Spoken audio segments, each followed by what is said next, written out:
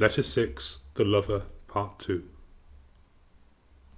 The Christian doctrine and experience of grace expresses the very essence of chastity, just as it also contains the principles of poverty and obedience. It is the doctrine concerning chaste relationships between that which is below and that which is above. God is not an object, and neither is he an object of knowledge. He is the source of illuminatory and revelatory grace. He cannot be grasped, but he can certainly reveal himself. Here we have chastity, poverty, and obedience underlying the Christian doctrine and experience of grace.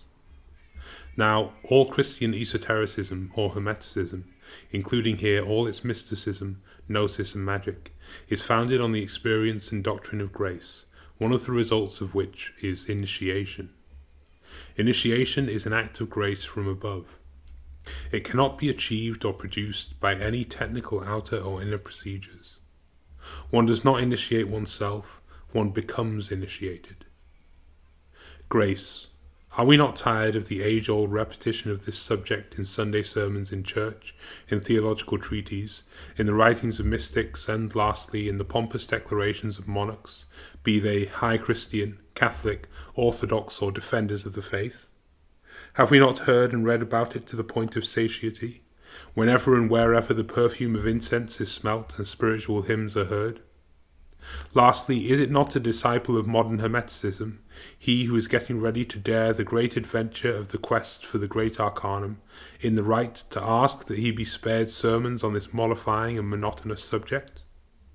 Does it not presume too little of his character to invite him to renounce the magnificent magical quaternary, to dare, to will, to be silent, and to know, for the whining Kyrie eleison?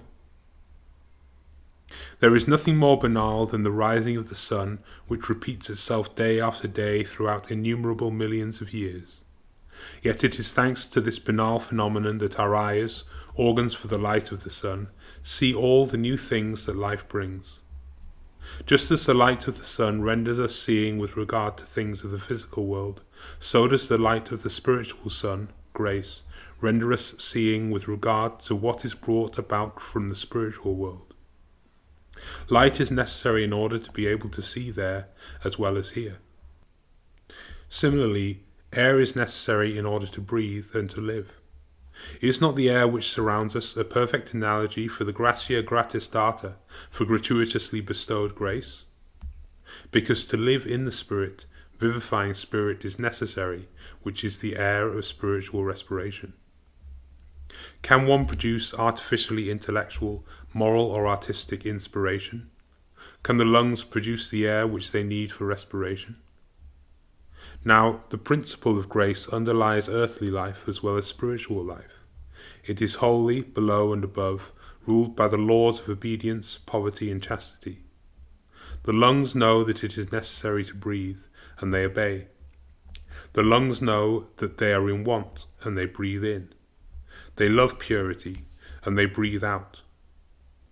The very process of breathing teaches the laws of obedience, poverty, and chastity, i.e. it is a lesson, by analogy, in grace.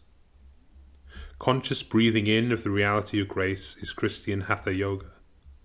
Christian Hatha Yoga is the vertical breathing of prayer and benediction, or in other words, one opens oneself to grace and one receives it.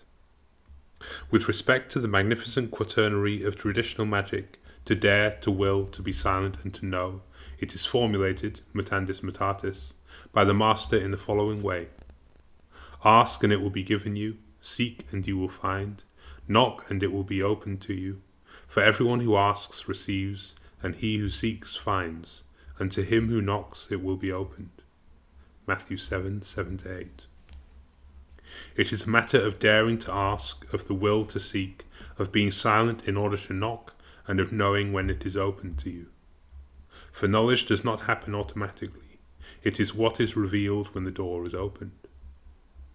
This is the formula of the synthesis of effort and grace, of the principle of work and of that receptivity, and lastly of merit and gift.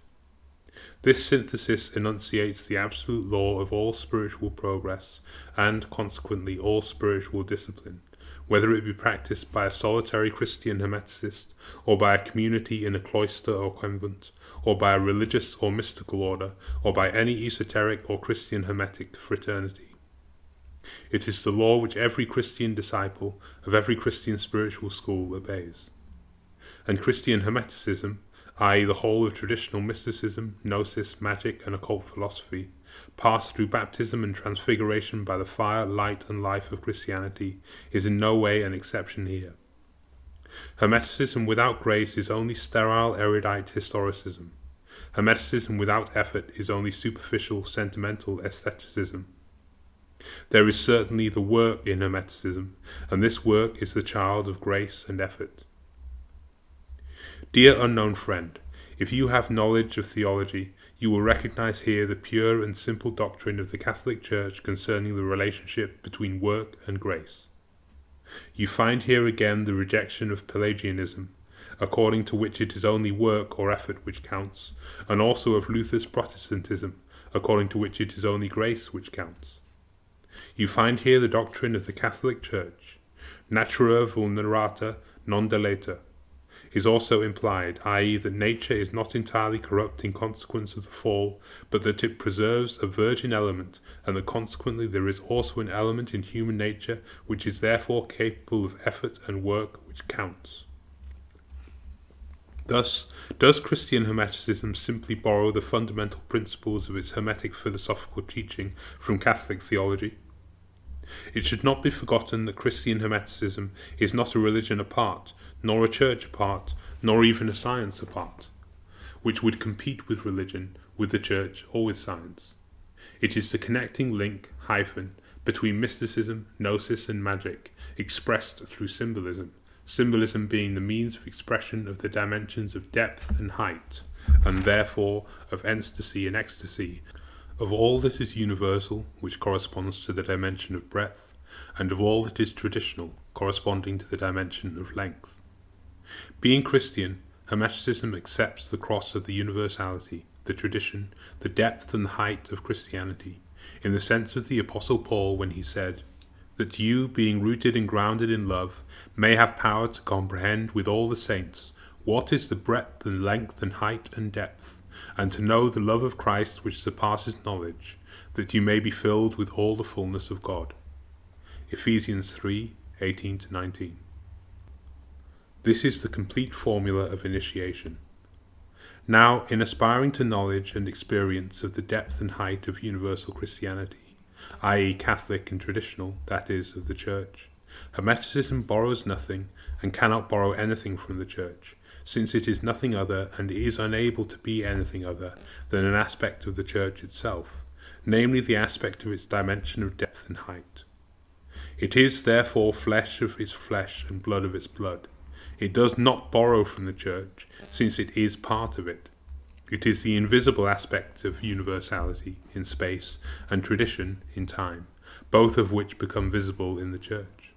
For the Church is not only universal and traditional, but also profound and sublime. Now, Christian Hermeticism is only the vertical aspect, i.e. that of the depth and height of the Church. This in no way means to say that individual Hermeticists will be in possession of all that is profound and sublime, i.e. all the esotericism of the Church.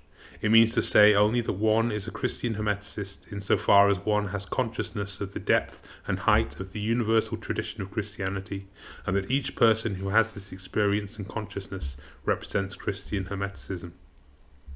Then are all the Church doctors who teach the way of spiritual experience beyond theoretical theology, and all the saints and mystics of the Church who have had this experience, at the same time Hermeticists? Yes, they are insofar as they are witnesses and representatives of the profound and sublime in Christianity. They all have much to say to modern Hermeticists, who have much to learn from them. Take, for example, De Triplicia Via, the Threefold Way, by St. Bonaventura. There you will read, note, lastly, what the truth must be. 1. In the first hierarchy, evoked by the utterance of prayer, work of the angels, heard in study and reading, work of the archangels, announced through example and preaching, work of the principalities. 2. In the second hierarchy, joined with as refuge and place of indulgence, work of the powers, apprehended through zeal and emulation, work of the virtues, conjoined with in self-deprecation and mortification, work of the dominions. 3 in the third hierarchy, worshipped through sacrifice and praise, work of the thrones, admired through ecstasy, going out of oneself, and contemplation, work of the cherubim, embraced in kiss and dilection, work of the seraphim. Note diligently what I say here, because this is a fountain of life. St. Bonaventura, De Triplici Via 3:14. Just a brief fragment to furnish material for years of meditation. Can one, being a Hermeticist, allow oneself to ignore such testimonies, and there are hundreds of them, of the spiritual world and its authentic experience?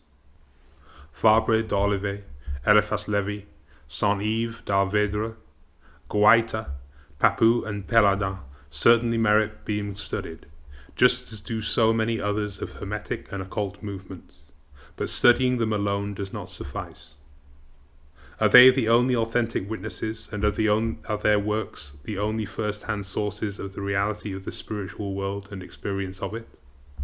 Let us therefore take heed of all those who know through experience, and let us seek in the first place for the authenticity of the experience instead of for erudition and theoretical speculation.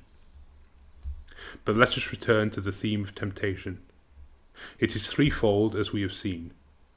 We are able therefore to speak of 3 fundamental temptations which relate to the 3 fundamental conditions of the state of grace from paradise, or to the 3 vows which form the basis of all spiritual culture following the fall: obedience, poverty, and chastity.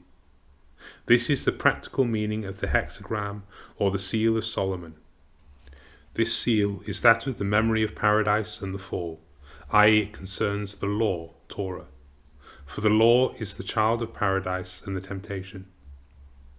Since the new alliance is the fulfillment of the old, the work of redemption began with the repetition of the 3 primordial temptations. But this time it was the Son of Man who was tempted, and the temptation took place not in the Garden of Eden, but rather in a terrestrial wilderness. And this time it was not the serpent, the most artful amongst animals of the field, who tempted him, but the prince of this world, i.e. the new man, the Superman, or the other Son of Man, who, if incarnated, would be the realization of the promise of freedom made by the serpent. Antichrist, the ideal of biological and historical evolution without grace, is not an individuality or entity created by God, but rather the egregor or phantom generated through the biological and historical evolution opened up by the serpent, who is the author and master of the biological and historical evolution that science studies and teaches. The Antichrist is the ultimate product of this evolution without grace, and not an entity created by God, the act of divine creation being always, without exception, an act of grace. He is therefore an egregor, an artificial being who owes his existence to collective generation from below. Let us ponder therefore on the notion of egregor, with a view to understanding better what the Antichrist is, this important and enigmatic figure of esotericism and Christian Hermeticism, who is at the same time the source of the temptation in the wilderness. To begin with, here is what Robert Amberland says in La Cabale Pratique. One gives the name egregor to a force generated by a powerful spiritual current and then nourished at regular intervals according to a rhythm in harmony with the universal life of the cosmos, or to a union of entities united by a common characteristic nature. Robert Amberland, La Cabale Pratique, Paris, 1951, page 175. This is a definition which leaves nothing more to be desired. It is unfortunately muddled up by the paragraph which immediately follows.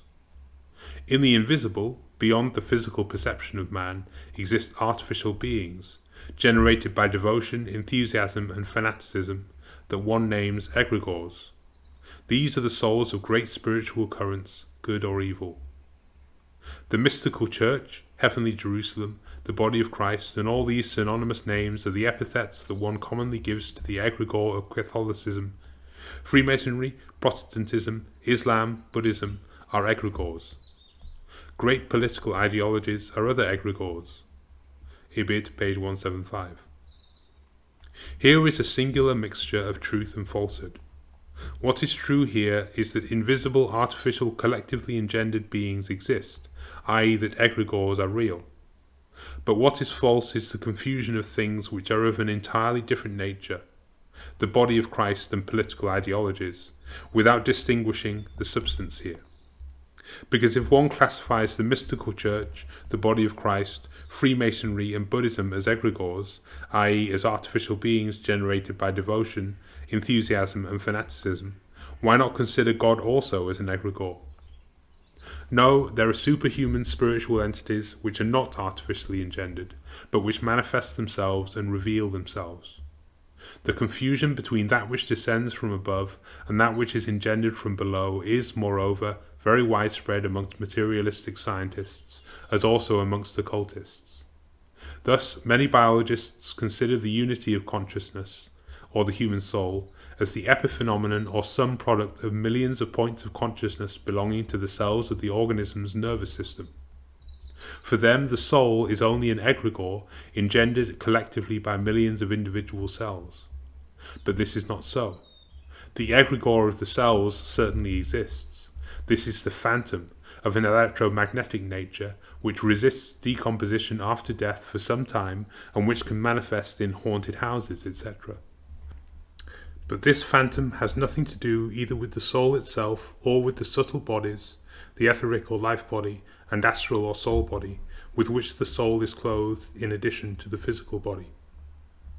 Now, to say that the mystical church, or the body of Christ, for example, is an egregore, is to advance the thesis that it is a phantom engendered by millions of believers, just as the phantoms of the dead are engendered by millions of cells.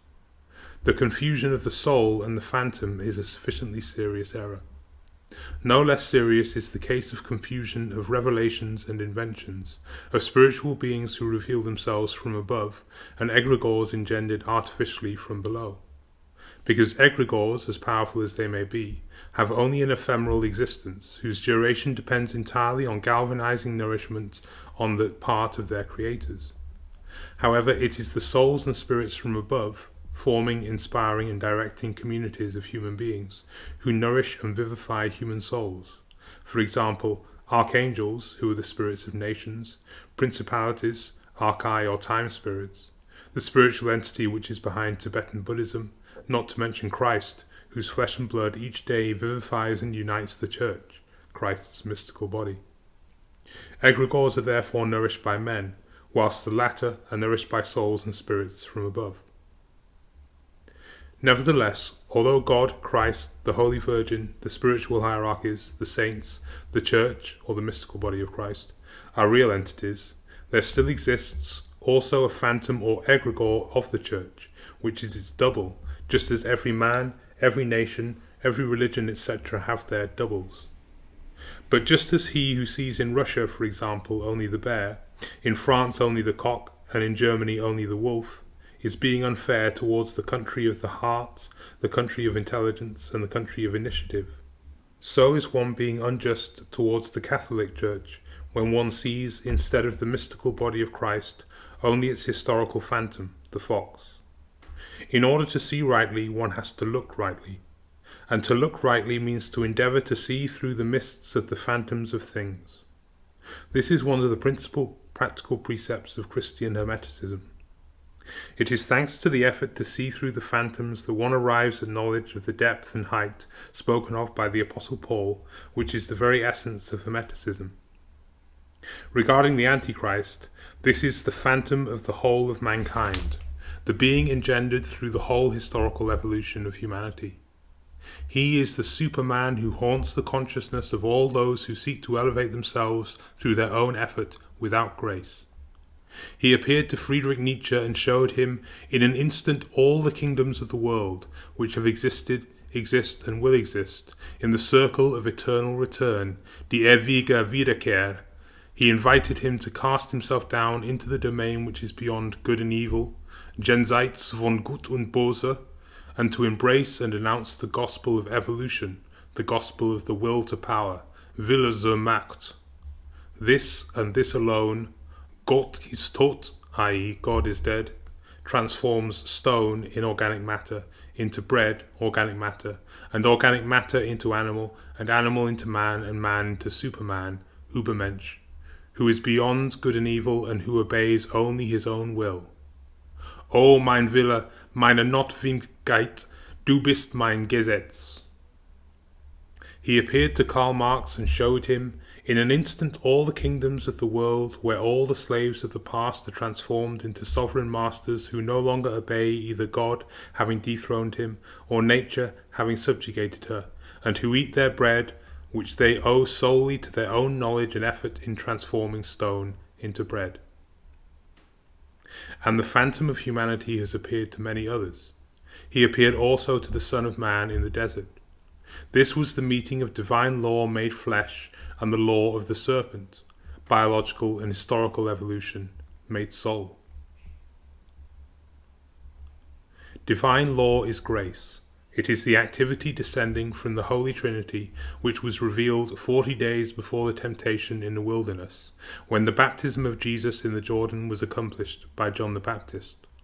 The law of the serpent is the action of the will moving gropingly forward, snaking through epochs and layers of biological evolution, passing from form to form. It is the triad of the will to power, the groping trial and the transformation of that which is gross into that which is subtle.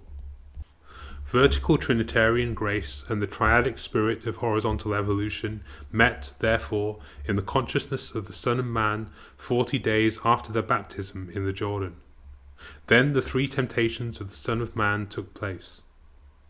And just as the baptism in the Jordan is the prototype of the holy sacrament of baptism, so is the meeting of grace received at the baptism in the Jordan, with the quintessence of the evolutionary impulse since the fall, the prototype of the holy sacrament of confirmation. For it is then that grace from above is firmly established against the law from below. It is then that evolution gives way to grace. The three temptations of the Son of Man in the wilderness were his experience of the directing impulses of evolution, namely the will to power, the groping trial, and the transformation of the gross into the subtle. They signify at the same time the test of the three vows, the vows of obedience, chastity, and poverty. It is with the last trial that Matthew, chapter 4, begins his account of the temptation of Jesus Christ. For the celestial fullness, pleroma, which descended at the time of the baptism in the Jordan, brought with it the corresponding terrestrial emptiness, kenoma, which is expressed in the Gospel account by the solitude, the wilderness, and the fasting. Then Jesus was led up by the Spirit into the wilderness to be tempted by the devil, and he fasted 40 days and 40 nights, and afterward he was hungry. Matthew 4, 1-2. Hunger of the Spirit, the soul and the body is the experience of emptiness or poverty. It is therefore the vow of poverty which is put to the test when the tempter came and said to him, "If you are the Son of God, command these stones to become loaves of bread." Matthew 4:3. Command these stones to become loaves of bread. This is the very essence of the aspiration of humanity in the scientific epoch, namely to victory over poverty. Synthetic resins, synthetic rubber, synthetic fiber, synthetic vitamins, synthetic proteins, and, eventually, synthetic bread. When? Soon, perhaps. Who knows? Command these stones to become bread. This is the formula of evolution in the sense of transformism, belonging to the mentality of some academics who teach that the plant kingdom, i.e. bread, is only a transformation of the mineral kingdom, i.e. these stones, and that consequently organic matter, bread, is only the result of the physical and chemical regrouping of little molecules into giant molecules, macromolecules, in the process of polymerization. Polymerization is therefore considered today by a number of scientists as the possible, even probable, equivalent of the operation proposed by the tempter in the wilderness, namely the transformation of stones into bread. The operation proposed by the tempter is at the same time the dominant motif of the doctrines overrunning the world today which regard the economic life as primary and the spiritual life as its epiphenomenon, or as an ideological superstructure upon the economic basis. That which is below is primary, and that which is above is secondary, since it is matter which engenders spirit. Such is the dogma commonly underlying economicism and transformism, and the statement made by the tempter to the Son of Man. And this was his reply to this dogma: Man shall not live by bread alone, but by every word that proceeds from the mouth of God. Matthew 4:4. Let us ponder on this formula. It expresses in the first place the essence of the vow of poverty. For the vow of poverty is to live as much from the word which comes from the mouth of God as from the bread which enters the mouth of man. Then it adds to the law of biological nourishment, where the kingdoms lower than man serve him food, the new law of grace, where it is the kingdom higher than man, the kingdom of heaven, which feeds him. This means to say that not only the spirit and the soul of man are able to live, i.e. to receive impulses, forces and substances from above, but also his body. The vivifying spiritual effect of divine magic or grace with respect to the spiritual and psychic life is the millennial-old common experience of sincere Christians.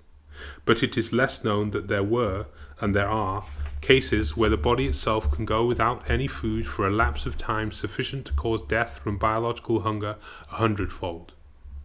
Thus, Teresa Newman lived in our time at Konnersreuth, Bavaria, solely from Holy Communion for decades. St. Catherine of Siena lived 9 years from Holy Communion alone. St. Lidwina of Schiedam, near Rotterdam, Holland, likewise lived for many years exclusively from Holy Communion, to cite only the cases that are well verified. This is the significance of the words, "Man shall not live by bread alone, but by every word that proceeds from the mouth of God." Here is its principal implication. As the law of evolution, the law of the serpent, comprises the struggle for existence, and as bread or food is the principal factor in the struggle for existence, the fact of the entry of grace into human history since Jesus Christ signifies at the same time the possibility of gradually abolishing the struggle for existence. It is therefore the vow of poverty which will abolish it. Then the devil took him to the holy city, and set him on the pinnacle of the temple, and said to him, "If you are the Son of God, throw yourself down, for it is written, He will give his angels charge of you, and on their hands they will bear you up, lest you strike your foot against a stone." Jesus said to him, "Again it is written, You shall not tempt the Lord your God." Matthew 4:5-7. This is the groping trial to which natural evolution owes much, which speaks this time.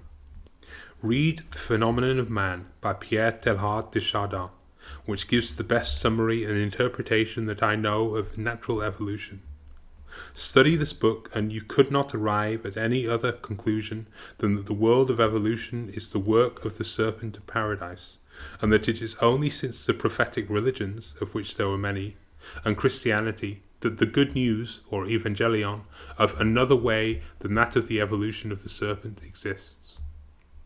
Now, the tempter proposed to the Son of Man the method to which he owes his existence, the trial.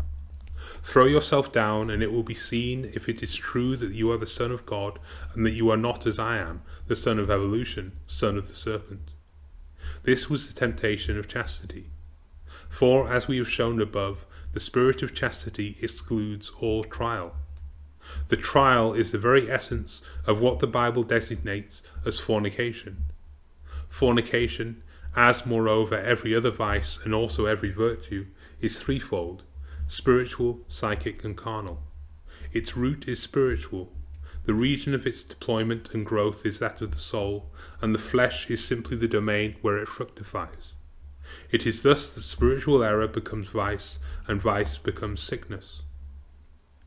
For this reason, the prophets of Israel stigmatized the spiritual fornication of the people of the Old Alliance each time that they let themselves be seduced by the cults of strange gods, Bel, Moloch, and Astarte. These gods were only Egregors, creatures of the collective human imagination and will, whilst the Holy One of Israel was the revealed God, unimaginable though he was, having no other relationship with the human will than that of the law imposed upon it. This is why the strange gods had a singular attraction for the Israelites, being the gods of this world, and not the transcendent God of revelation, obedience to which was to return to live in a spiritual monastery in relation to this world and its gods. They were always being tempted to throw themselves from the height and isolation of the pinnacle of the temple above into the layers of the collective instinct below, and to test whether there would be angels who will bear you up lest you strike your foot against a stone, i.e. to try to find in the near and dense layers of the forces of natural evolution directing and protecting forces with less effort than in the height and rare air surrounding the pinnacle of the revealed God's temple. The principle of spiritual fornication is therefore the preference of the subconscious to the conscious and superconscious, of instinct to the law, and of the world of the serpent to the world of the word. Just as the first two temptations are directed at the vows of holy poverty and holy chastity, so is the third temptation, according to the Gospel of Matthew, directed at the vow of holy obedience. This time it is a matter of the will to power, the Nietzschean Will zur Macht. Again, the devil took him to a very high mountain, and showed him all the kingdoms of the world and their glory. And he said to him, "All these I will give you, if you will fall down and worship me." Then Jesus said to him, "Begone, Satan, for it is written, you shall worship the Lord your God, and him only shall you serve." Matthew 4, 8-10. Let us note the elements of this temptation. The very high mountain, all the kingdoms of the world and their glory, worship of he who has the power to rise to the top of the mountain and there to give possession of everything in the kingdoms of his world.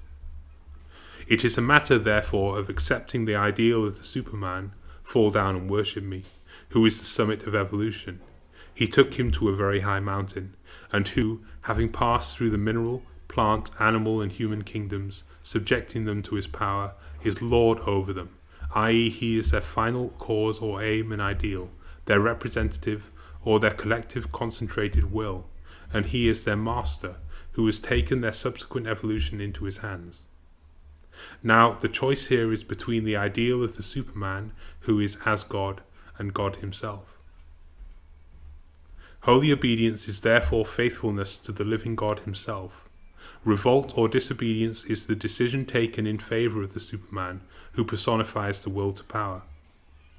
The sixth arcanum of the tarot, the Lover, although it puts in relief only the temptation of chastity, evokes the whole range of ideas of the three temptations and the three vows, with the three temptations in paradise and those in the wilderness being inseparable in reality, just as the three vows are also. Because one cannot be chaste without being poor and obedient, just as one cannot renounce the divine ideal in favor of the ideal of the Superman without at the same time falling into the region of trial or experimentation, where there is no immediate certainty, and into the region of the law of the serpent formulated as follows: "You shall go upon your belly, and you shall eat dust all the days of your life." Genesis 3:14, i.e. the region where there is no grace. But what is the immediate consequence of resisting temptation? The Gospel account gives the answer here as follows: "Then the devil left him, and behold, angels came and ministered to him." Matthew 4:11.